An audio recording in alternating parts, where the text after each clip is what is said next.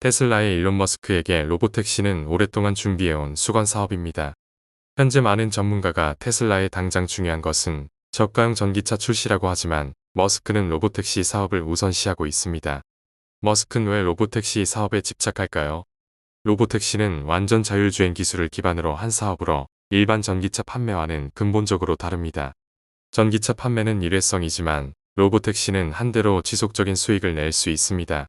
택시처럼 계속 운행하며 요금을 받고 이론상 하루 종일 움직일 수 있기 때문입니다. 로보택시의 큰 장점은 무인 운행으로 인건비를 줄일 수 있다는 것입니다.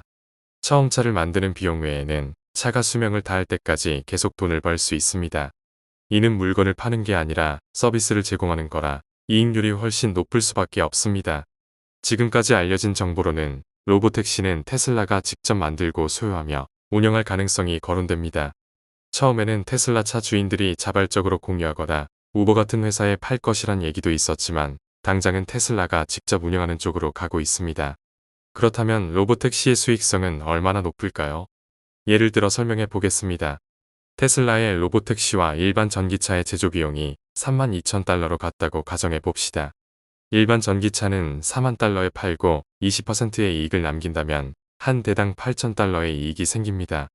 반면 로보택시는 1km당 1달러를 받고 하루에 300km를 달리며 1년에 330일 운행한다고 치면 한 대당 연간 수입이 99,000달러나 됩니다. 여기서 충전비, 정비비, 보험료 등 연간 운영비 21,400달러를 빼면 1년 차에 45,600달러, 2년 차부터는 77,600달러의 이익이 나옵니다. 이는 1년 차에 46%, 2년 차부터는 78%라는 높은 이익률입니다.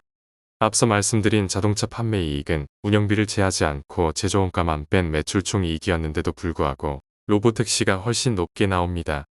하지만 머스크가 로보택시에 집중하는 이유는 단순히 높은 이익률 때문만은 아닙니다. 로보택시는 테슬라에게 거대한 데이터 실험실이 됩니다. 24시간 운행되는 로보택시는 도시 곳곳을 다니며 엄청난 양의 주행 데이터를 모읍니다. 이 데이터는 테슬라의 AI를 계속 발전시키는 연료가 됩니다. 이렇게 쌓인 데이터와 개선된 AI는 다시 로보택시의 성능을 높이는 선순환을 만듭니다. 더 안전하고 효율적인 주행으로 고객 만족도가 올라가고 이는 서비스 인기로 이어집니다. 서비스가 늘어날수록 더 많은 데이터가 쌓이고 이는 다시 AI 성능 향상으로 이어집니다. 이런 구조는 경쟁사가 쉽게 따라할 수 없는 장벽이 됩니다. 구글의 웨이모 같은 경쟁사들도 자율주행 기술을 개발 중이지만 테슬라처럼 차량 제조부터 소프트웨어, 인프라까지 모두 관리할 수 있는 회사는 없습니다. 실제로 테슬라가 모은 주행 데이터량은 이미 다른 회사들을 압도적으로 앞섭니다. 테슬라의 운전보조 소프트웨어 FSD를 쓰는 차들은 올해 4월까지 약 13억 마일을 달렸습니다. 반면 웨이모 차량은 올해 3월까지 총 1,480만 마일로 테슬라의 하루 주행 거리에 불과합니다. 결론적으로 테슬라에게 로보택시는 종합 모빌리티 기업이 되기 위한 마지막 퍼즐입니다. 현재 테슬라는 전기차 제조, AI 기술, 충전 시설까지 갖추고 있습니다.